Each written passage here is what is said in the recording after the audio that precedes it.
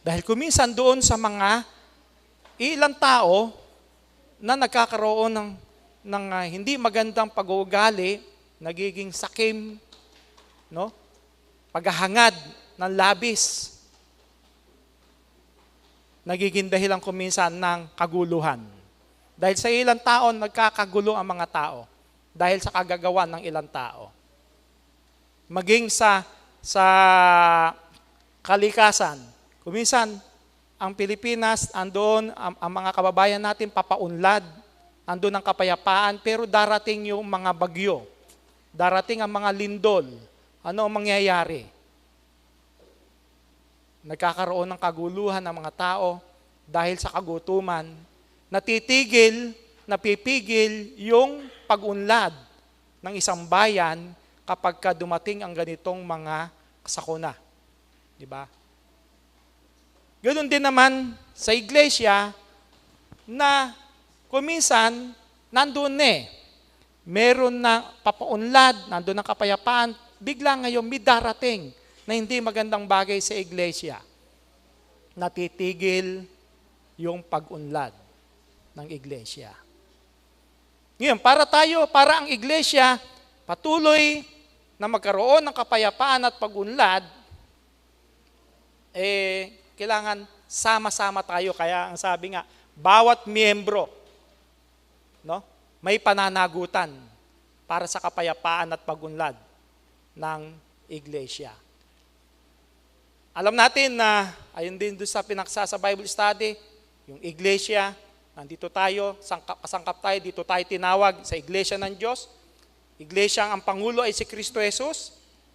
Sa panahong ito ay namamahala ang Kristo sa pamamagitan ng mga tagapangalagang mga matatanda, mga ebanghelista, mga pastor, mga guro, at mga diakono. Tingnan natin sa banal na kasulatan kung sino-sino ba ang mga inilagay ng Diyos sa iglesia. Sa unang Korinto 12:27 hanggang 31,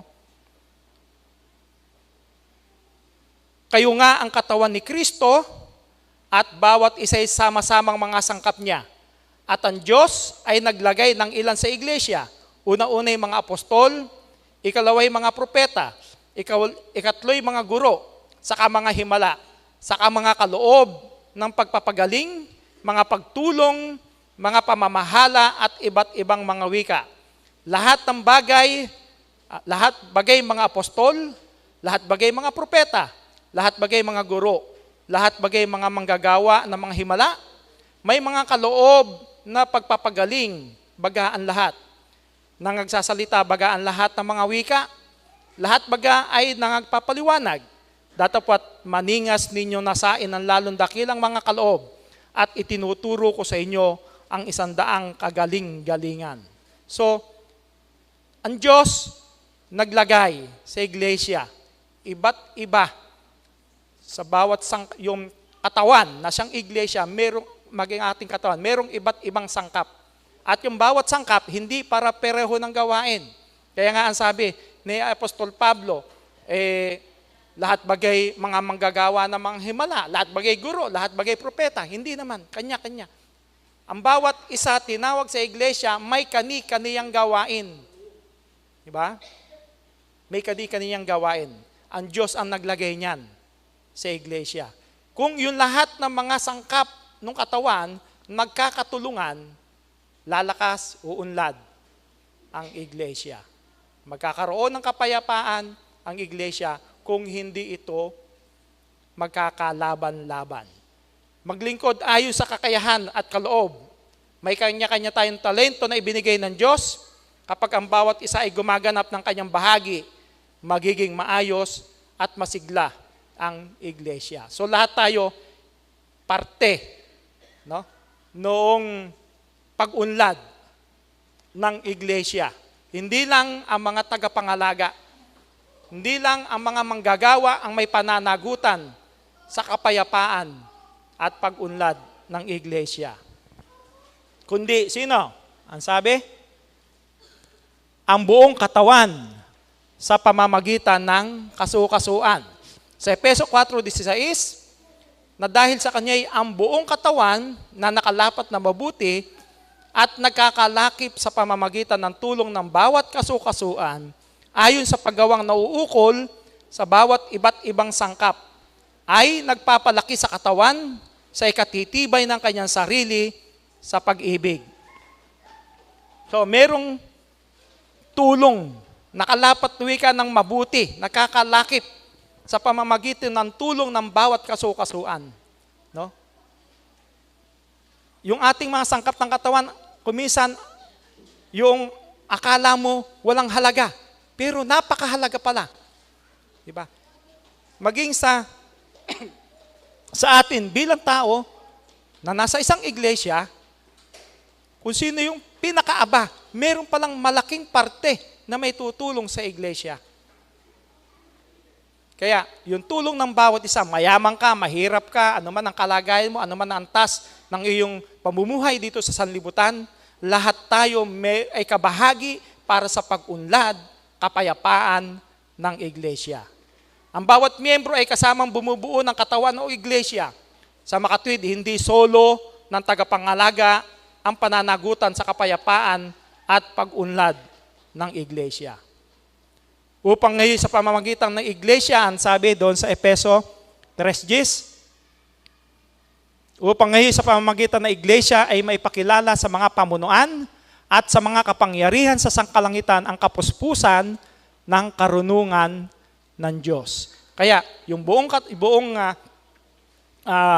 sangkap ng katawan, buong iglesia, lahat kabahagi para doon sa pagpapahayag ng salita ng Diyos, doon sa mga gawain para sa kauunlad ng iglesia. Lahat tayo, lahat ng miyembro ay may tungkulin, may bahagi, at may pananagutan sa kapayapaan at pag-unlad ng katawan na siyang iglesia ng Diyos. So hindi lamang ang mga manggagawa. Pero ano yung mga tungkulin? Una, ng mga tagapangalaga. Sapagkat sa iglesia, ang sabi nga, naglagay ang Diyos ng ilan. No? May kani-kanyang mga tungkulin. Tingnan muna natin yung mga tagapangalaga.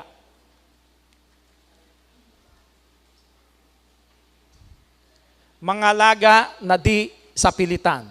Mangalaga ng hindi may pagkapanginoon. So unang Pedro 5:1-3. Sa matatanda nga sa inyo'y umaaral akong matandang kasamahan ninyo at isang saksi na mga hirap ni Kristo na may bahagi naman sa kaluwalhatiang ihahayag. Pangalagaan ninyo ang kawan ng Diyos na nasa inyo, na magsigamit kayo ng pagpupuno na hindi sa pilitan, kundi may kasayahan na ayon sa kalooban ng Diyos. Ni hindi dahil sa mahalay na kapakinabangan, kundi sa handang pag-iisip. Ni hindi din naman ang gaya ng kayo'y may pagkapanginoon na pinangangasiwaang ipinagtagubilin sa inyo, kundi kayo'y maging mga uliran ng kawan. So tabang ang mga tagapangalaga ng iglesia maging uliran, maging good example sa lahat ng kapatiran. No? At alam naman natin sa iglesia, lahat ng mga manggagawa, hindi yan namumuno ng may pagkapanginoon.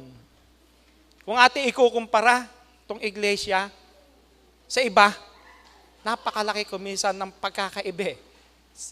Sa iba't ibang mga pananampalataya, yung mga leader nila, napakalaki ng kanilang talagang paggalang. No? Ni hindi mo mabiro.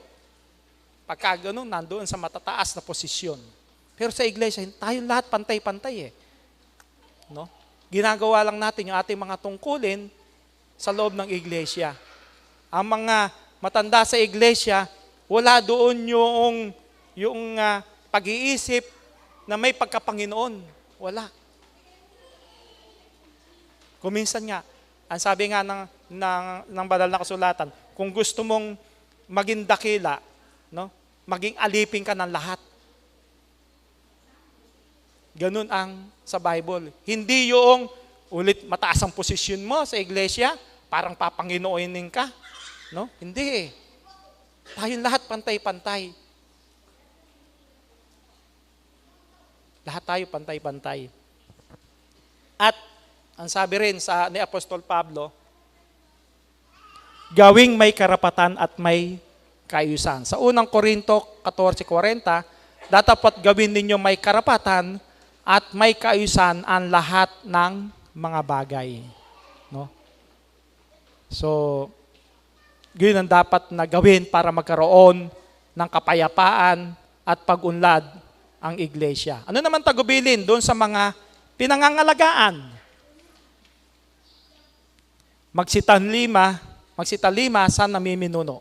Sa Hebreo 13:17-18, magsitalima kayo sa namiminuno sa inyo at kayo'y pasakop sa kanila, sapagkat pawang mangagpupuyat dahil sa inyong mga kaluluwa, na parang sila ang mga susulit upang ito'y gawin nilang may kagalakan at huwag may hapis, sapagkat sa ganito'y di ninyo mapapakinabangan. Idalangin ninyo kami, sapagkat kami naniniwalang lubos na kami ay may mabuting budhi na nagnanasang mabuhay na marangal sa lahat ng mga bagay.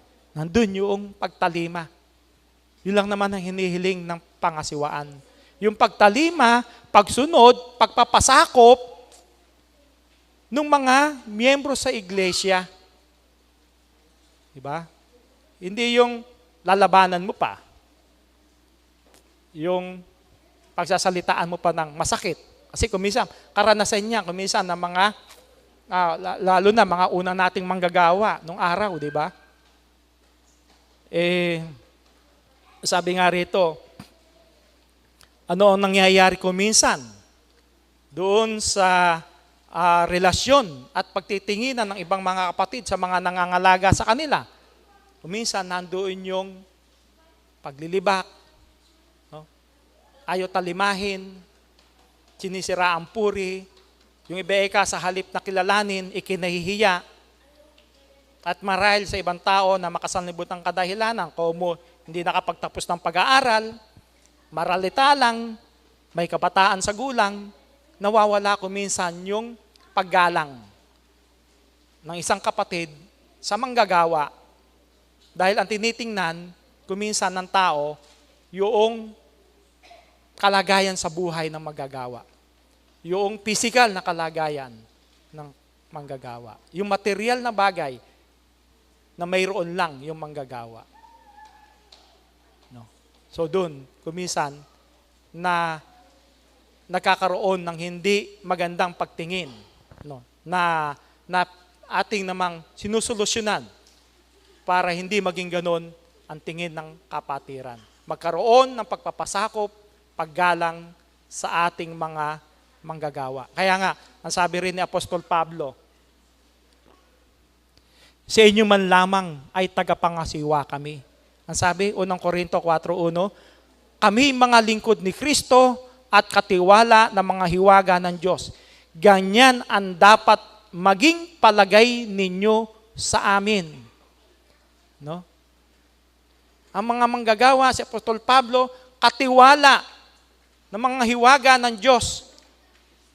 Na yun daw ang dapat na maging tingin, maging palagay ninyo. No?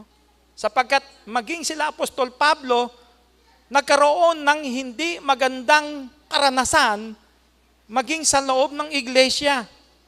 Diba? Ang sabi nga ni Apostol Pablo, sa loob at labas ng iglesia, may mga umiinis sa amin. Nakita natin yon? May umiinis, maging daw sa loob ng iglesia. Merong mga kapatid na hindi sila tinanggap. May mga kapatid na iniwanan sila dahil mas pinahalagahan yung mga bagay na pansanlibutan. Karanasan ng mga unang lingkod ng Panginoon. At patuloy kuminsan na nagiging karanasan maging sa panahong ito. Na yun ang siyang sinasabi sa banal na kasulatan na huwag maging ganon. No? Ang sabi nga ni Apostol Pablo, maging ang tingin ng kapatiran na ang mga manggagaway, mga lingkod ng Panginoong Kristo. Kaya ang sabi, sa inyo man lamang ay tagapangasiwa kami. Kung sa labas ng iglesia hindi tinatanggap na tagapangasiwa, minamaliit ang mga manggagawa, sa inyo man lamang maging mga manggagawa kami. Diba? May ganito rin karanasan ang mga tunay na lingkod ng Diyos sa pasimula ng kanyang iglesia. Sa 2 Korinto 7:5, sa labas ay mga pagbabaka, sa loob ay mga katakutan. Sapagkat nagsidating man kami sa Macedonia, ang amin laman ay hindi nagkaroon ng katiwasayan, kundi sa lahat kami ay pinipigati. Sa labas ay mga pagbabaka, sa loob ay mga katakutan. Ata natin yon na nawawalan kuminsan yung sa laman, wika. Nawawala yung katiwasayan ng kanilang kalooban dahil sa maraming mga kapighatian na nangyayari, mga pag-uusig na nangyayari. Di ba ang mga apostol ng panahon na yon, andun ba yung katiwasayan? Andun ba yung kapayapaan sa kanila? Nawawala ko minsan. Bakit? Pinag-uusig ang iglesia. No? Maraming mga apostol, mga lingkod ng Panginoon na hinuhuli, ikinukulong. Si Esteban nga, pinatay pa. Di ba? Ganun ang kanilang naranasan nila. Kaya ang sabi, kundi sa lahat kami ay pinipigati. Sa labas ay mga pagbabaka, sa loob ay mga katakutan. Na hindi lang itong katawang ito, nangangamba sila kuminsan sa kanilang seguridad, sa kanilang kaligtasan. Pero deep inside nun, nandun pa rin yung pangamba sa kalooban. Doon sa kanilang puso't isipan, naiisip nila bilang tao, nararamdaman nila yung mga kalungkutan kapag yun ang dinaranas nila sa kamay ng mga tao. Ang sabi nga, sa loob at labas ng iglesia. Sapagkat ang sabi ni Apostol Pablo, merong mga bulaang, na mapagkunwaring lingkod ng Panginoon. Pero hindi naman pala talaga. So, yun ang naging karanasan ng ating mga apostol, mga manggagawa ng ating Panginoong Kristo.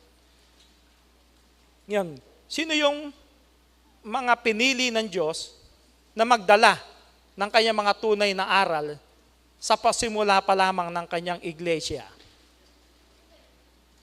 Pinili ang mahihina ng sanlibutan. Sa 1 Korinto 1:26-29, sapagkat masdan ninyo ang sa inyo'y pagkatawag, mga kapatid, na hindi ang maraming marurunong ayon sa laman, hindi ang maraming may kapangyarihan, hindi ang maraming mahal na tao ang mga tinawag, kundi pinili ng Diyos ang mga bagay na kamangmangan ng sanglibutan upang hiyain niya ang mga marurunong. At pinili ng Diyos ang mga bagay na mahihina ng sanlibutan upang hiyain niya ang mga bagay na malalakas. At ang mga bagay na mababa ng sanlibutan at ang mga bagay na hinamak ang pinili ng Diyos. Oo, at ang mga bagay na walang halaga upang mawalang halaga ang mga bagay na mahalaga, upang walang laman na magmapuri sa harapan ng Diyos. No? Tingnan natin yung mga apostol. Ano ba ang kanilang mga tinapos? Wala no? Sila, karamihan, mga mangingisda, tinawag ng Panginoong Hesukristo. Si Apostol Pablo lang ang talagang mataas ang kanyang tinapos. No? Pagdating sa academic, mataas ang kanyang pinag-aralan. Pero ano ang sabi? Yung mga mahihina, yung mga mangmang, ang tinawag sa sanlibutan ito upang hiyain ang marurunong. Maging sa panahon natin, marami tayong mga manggagawa. Meron pa tayo naging elder, hindi nga nakatuntong ng elementary man lang No? Ano yung tawag doon sa natuto lang bumasa at sumulat? Katon ba yan? Katon. Sabihin, kahit sa grade 1, wala Natuto lang bumasa at sumulat. Pero naging elder, matalino, nakikipagdebate, kadebate, abogado, debate, mga titulado. Pero pagdating sa banal na kasulatan, hindi kayang ibuwal yung kanyang paninindigan Sapagkat yun ang sinabi, yun ang pangako ng Diyos. Na yung mga mahihina, mga mangmang ang kanya tatawagin upang hiyain ang mga marurunong. Diba? Maging sa panahon natin ito, marami tayong mga kapatid na hindi pa nakatapos ng elementary, undergraduate, pero nagtuturo sa pulpito. Diba? Na ipapahayag yung salita ng Diyos. Sapagkat yun ang sinabi ng banal na kasulatan. Ngayon, ano yung mga pananagutan ng bawat isa na kay Kristo Jesus? Ano rin ang dapat nating layuan bilang tayo mga tinawag ng Diyos upang patuloy na magkaroon ng kapayapaan at pag-unlad ang iglesia? Tinawag tayo sa pagpapakabanal, kaya ano naman yung dapat na naman daw natin na layuan? Colosas 3:8-9, layuan ng mga ito. Alin? Dapat ngayon ay inyo naman layuan ang lahat ng mga ito. Galit, kapuotan, paghihinala, panunungayaw, mga salitang kahalay-halay mula sa inyong bibig. Huwag kayong mga bubulaan sa isa't isa, yamang hinubad na ninyo ang datihang pagkatao, pati ng kanyang mga gawa. Sapagkat kapag kayan ang siyang umiral sa kapatiran, no? Galit, kapuotan, paghinala, panunungayaw, mga kahalay-halay na mula sa bibig, magkakaroon ng kaguluhan ang kapatiran. Magkakaroon ng kaguluhan ang iglesia. Mawawala ang kapayapaan. Kung tayo-tayo mismo ang siyang magsisiraan, kakaroon ng galit at kapuotan, magkakaroon ng kaguluhan. Hindi kapayapaan. Hindi uunlad ang iglesia kapag kaganon ang siya naging ugali ng isang lingkod ng Panginoon. At kung ano ang dapat gawin, ang sabi ni Apostol Pablo, mangagbihis ng pag-ibig, mangagpaalalahanan, hindi magsumbatan. Colosas 3:14-16. At sa ibabaw ng lahat ng mga bagay nito ay mangagbihis kayo ng pag-ibig na siyang tali ng kasakdalan at maghari sa inyong puso ang kapayapaan ni Kristo, na diya tinawag din naman kayo sa isang katawan. At kayo'y maging mapagpasalamat, manahanan nawang sagana sa inyo ang salita ni Kristo ayon sa buong karunuan. Kayo'y mangagturuan at mangagpaalalahanan sa isa't isa sa pamamagitan ng mga salmo at ng mga himno at mga awit na ukol sa Espiritu, na magsiawit kayong may biyaya sa inyong puso sa Diyos. Diba? Yun ang dapat naman. Kung meron tayong lalayuan, meron naman tayong tatangkilikin na siya nating gagawin. Magbihis ng pag-ibig. Magkaroon ng pagpapaalalahanan. No? Hindi yung magsusumbatan sa isa't isa. Yun ang dapat na ibihis ng bawat isa sa atin, sapagkat tayong lahat, bagong tao, bagong nilalang. Mula nang tayo tawagin ng Diyos, pinakisama tayo sa ating Panginoon Kristo, hinubad na natin yung datihang pagkatao, nabubuhay tayo bilang lingkod ng Diyos at ng Panginoong Kristo, mabuhay tayo ayon sa pag-ibig ng Diyos. Kung yun ang ating ilalakad, lahat ng kapatiran sa iglesia, magkakaroon ng kapayapaan at pag-unlad ang iglesia ng Diyos. At paano tayo magiging kabahagi sa pag-unlad ng iglesia? Paano nga ba magiging kabahagi tayo sa pag-unlad? Makibahagi sa gawain ng Panginoon ayon sa sariling kaloob. Unang Korinto 12:25-26, upang huwag magkaroon ng pagkakabahabahagi sa katawan, kundi ang mga sangkap ay magkaroon ng magkasing isang pag-iingat sa isa't isa. At kung ang isang sangkap ay nagdaramdam, ang lahat ng mga sangkap ay nangagdaramdam na kasama niya. O kung ang isang sangkap ay nagkakapuri, ang lahat ng mga sangkap ay nangagagalak na kasama niya. So, dapat talaga nandoon yung pagtulong ng bawat isa, kung nandoon yung pagtutulungan. Kung nagdaramdam mo yung isa, nandoon naman yung suporta ng isa, pagtutulungan. Nagagalak yung isa, huwag mo namang ibagsak Diba? Para magpatuloy ang kanyang pag-unlad. So, nandun, maging sa iglesia, lahat tayo kabahagi sa gawain ng Panginoon. Meron tayong kani-kaniyang talento na ipinagkaloob ng Diyos, yun ang dapat na i-share, ibigay ng bawat kapatid. Bawat bahagi ng iglesia mahalaga. No? Kung ito'y tumutulong sa ikabubuti ng buong katawan. Walang miyembrong walang silbi. Lahat may silbi. Lahat may halaga sa Panginoon para sa pag-unlad at pagkakaroon ng kapayapaan sa iglesia. No? Kaya yung hindi paggamit ng kaloob, yun yung ang magiging sagabal sa paglago. Meron kang mga kaloob, mga talento, ipinagkaloob sa ng Diyos, pero ayaw mong gamitin. Di ba? Sa atin lang pag-awit, para maging masigla yung awitan.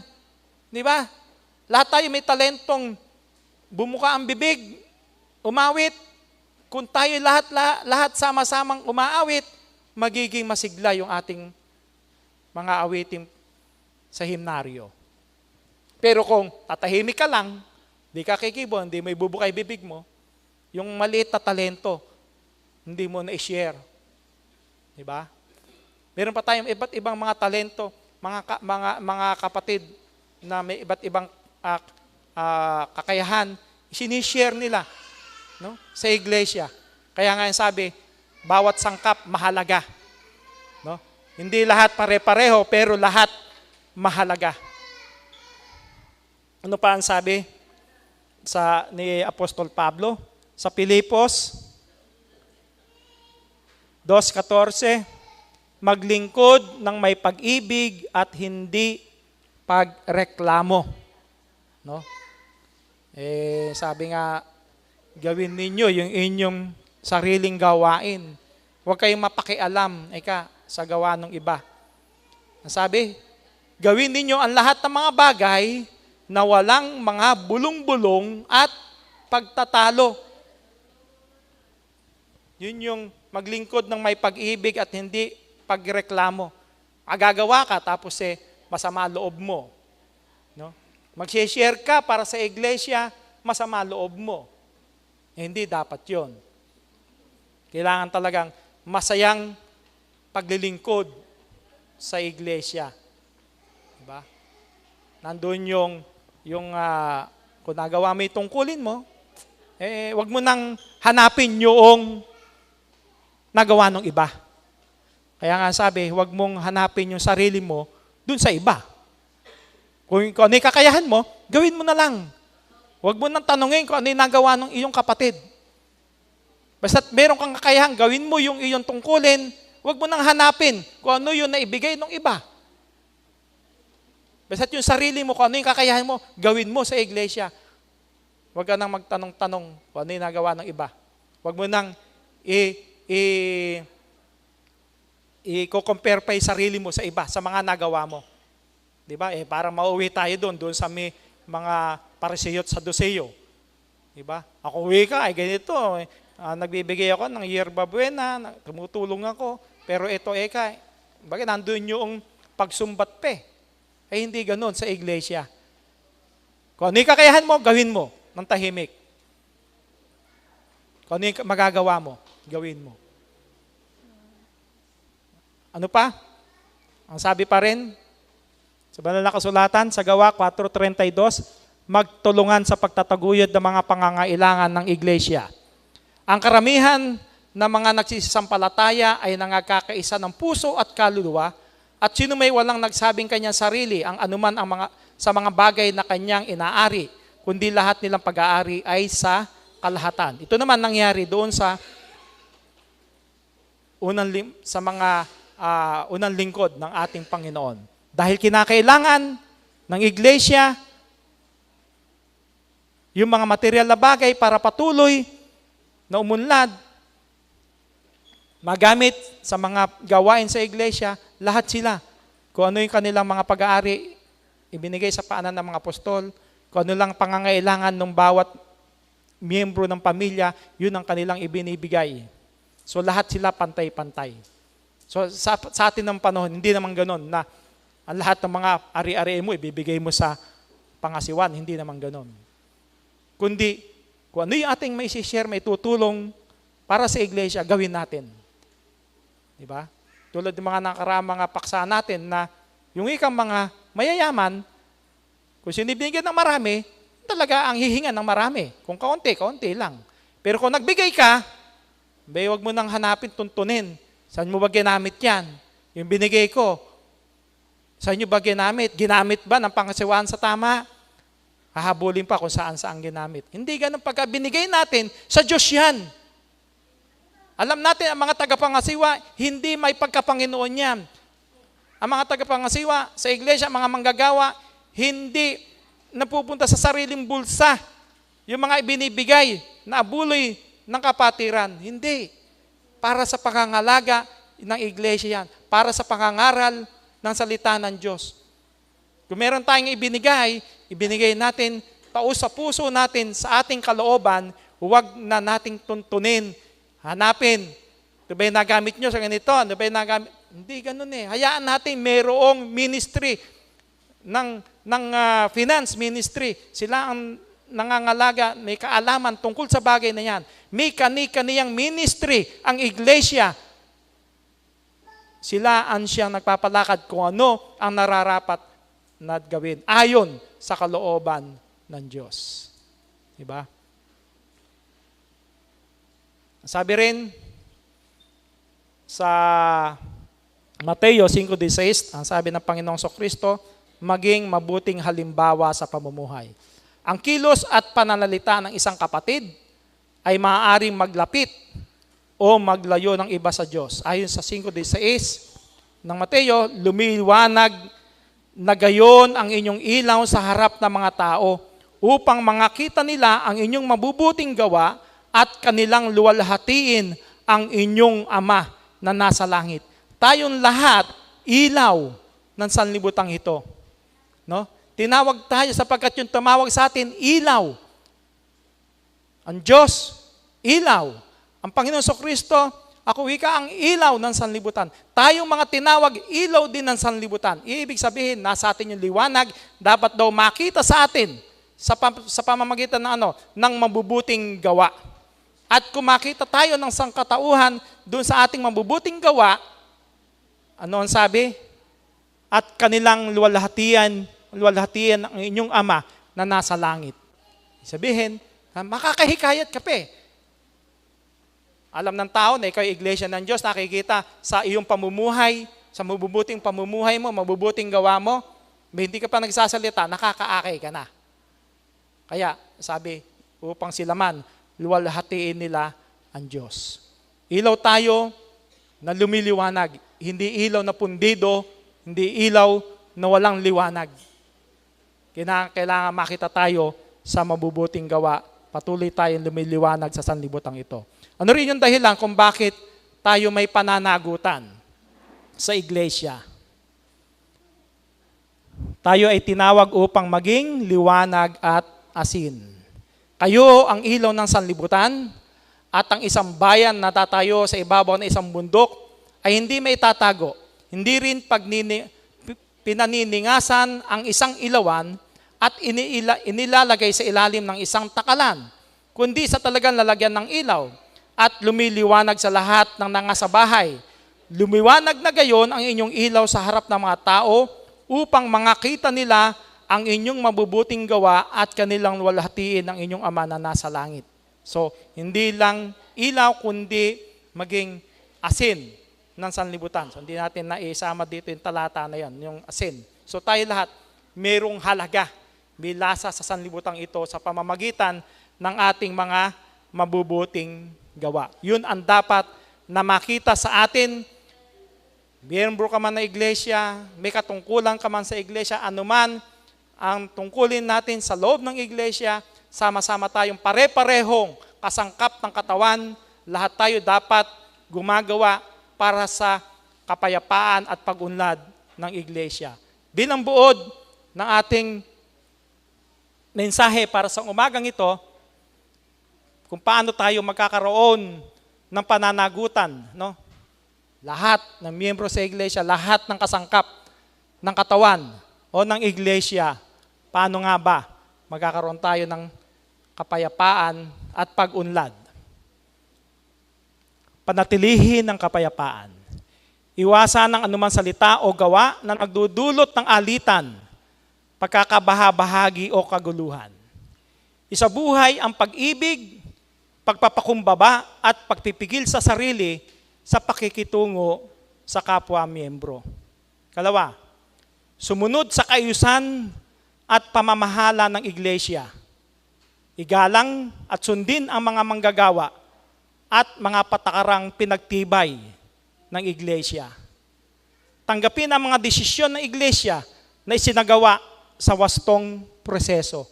Kuminsan dito nagkakaroon ng problema. Kung bakit kuminsan napipigil ang pangunlad. Kung bakit kuminsan nawawala yung kapayapaan.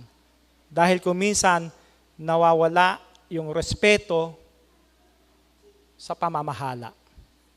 Yun ang malungkot. Diba? Nawawala ang paggalang doon sa mga pinagtitibay ng iglesia. Pero pag yan ang sinunod, magkakaroon ng kapayapaan at pagunlad ng iglesia. Ano pa? Makilahok sa mga gawain ng iglesia. Aktibong dumalo at makibahagi sa mga pagsamba, pagtitipon, at opisyal na gawain. Ibahagi ang kakayahan, panahon, at kaloob para sa kaunlad ng iglesia. Gaya na sabi ko kanina, meron tayong iba't ibang talento, i-share natin, gamitin natin para sa iglesia. At huwag natin pabayaan yung ating mga pagkakatipon sa iglesia. Hindi yung kung gusto mo lang. Pag ayaw mo, ayaw mo. Hindi pwede ganun. Diba? Unahin natin ang Diyos. Harapin ang alitan sa makadiyos na paraan. Lutasin ang hindi pagkakaunawaan ng may pag-ibig at paggalang. Sundin ang biblical na proseso ng pagtutuwid at pagkakasundo. So, ano pa? Itaguyod ang pagkakaisa at kooperasyon, iwasan ang pagkakampi-kampi at pansariling interes. Suportahan ang pangkalatang layunin, pananaw at direksyon ng iglesia. Ika-6, ipanalangin ng iglesia at mga lingkod nito. Patuloy na ipanalangin ang kapayapaan, patnubay at paglago ng iglesia. Ipanalangin ang karunungan at lakas ng mga manggagawa. 7, maging mabuting patotoo. Isabuhay ang mabuting asal sa loob at labas ng iglesia, pangalagaan ng mabuting pangalan at reputasyon ng iglesia. Kuminsan, diyan sa number 7, doon nagiging kuminsan nagkakaroon ng problema din, di ba? Sa sariling kagagawa ng tao, pagka nakagawa siya ng hindi magandang bagay, kilala siya bilang iglesia. Nasasangkot pati pangalan ng iglesia. Iglesia pa naman yan. Di ba? Pero kung mabuti ang gawa mo, nandoon din yung mapupunta doon sa iglesia, no? Yung pagbibigay ng karangalan din. Iglesia kasi yan eh. Iglesia kasi siya. Kaya mabuti yan. No? Mabuti ang gawa niyan. Kung nandun ka sa tamang mabuting gawa. Pero pagka mali, doon nga, napupulaan pati ang iglesia. So kinakailangan, lahat tayo maging mabuting patotoo sa loob at labas ng iglesia. Mga ilan yan na paraan para magkaroon ng kapayapaan at pag-unlad ang iglesia.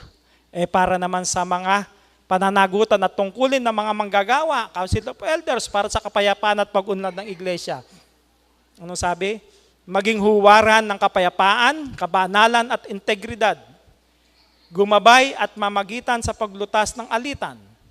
Magpatupad ng disiplina ng may pag-ibig, katarungan, at layuning panunumbalik. So tayong lahat, mayroong kani-kaniyang pananagutan para sa kapayapaan at pag-unlad ng iglesia. Dapat lahat tayo gawin natin ang ating mga tungkulin sa loob ng iglesia upang sama-sama tayong nagiging bahagi ng pag-unlad ng iglesia. Bilang mga hinirang ng Diyos, hindi lamang tayo tinawag upang maligtas, kundi upang maging kabahagi sa pagpapanatili ng kapayapaan at pag-unlad ng kanyang iglesia. Sa kabuuan, ng isang kapatid ay nakatutulong sa pag-unlad ng iglesia kapag siya ay tapat sa Diyos. Aktibong nakikibahagi, handang maglingkod, nagmamahal sa kapwa, at namumuhay bilang mabuting halimbawa. Sa ganitong paraan, ang iglesia ay lalago at magbibigay luwalhati sa Diyos. Naway makita sa atin ang pag-ibig ni Kristo, sa pamamagitan nito ay magiging kasangkapan tayo sa ikalalago at ikalalakas ng iglesia ng Diyos. Kaya bago tayo umuwi ngayon, hamunin natin yung ating sarili. Tanungin natin yung ating sarili. Tayo ba'y naging kabahagi para sa kapayapaan at pag-unlad ng iglesia? O ikaw ay naging dahilan ng kaguluhan ng iglesia? Diba? Dapat nasa atin din. Gawin natin yung ating tungkulin. Bigay natin lahat para sa iglesia. Kung ano yung may tutulong natin, gawin natin sa iglesia. Ang sabi nga, ano ang sabi ni John F. Kennedy? Kinuha ko rin dito. Ask not what your country can do for you. Ask what you can do for your country. Nirelate ko sa iglesia, anong sabi? Ask not what your church can do for you, but ask how you can serve your church for God's glory. Ask what you can do for your church. Diba? Hindi yung, bakit ako mag-iglesia? Ano ba magagawa sa akin ng iglesia? Ano ang may tutulong sa akin na iglesia? Hindi ganun eh. Ano ang ating may tutulong sa iglesia? Alam natin, ang Diyos hindi niya kailangan ng ating tulong, hindi niya kailangan ng mga material na bagay sapagkat sa Kanya galing ang lahat ng bagay. Pero yung iglesia, kailangan ng ating tulong para sa kapayapaan at pagunlad ng iglesia. Kaya gawin natin kung ano yung ating magagawa, maitutulong natin sa iglesia para patuloy na magkaroon ng kapayapaan at pagunlad ng iglesia. Naway yun po ang sama-sama nating magawa para sa iglesia, para sa ikapupuri ng pangalan ng Diyos at ng ating Panginoong Jesucristo. Isang magandang umaga po sa ating lahat.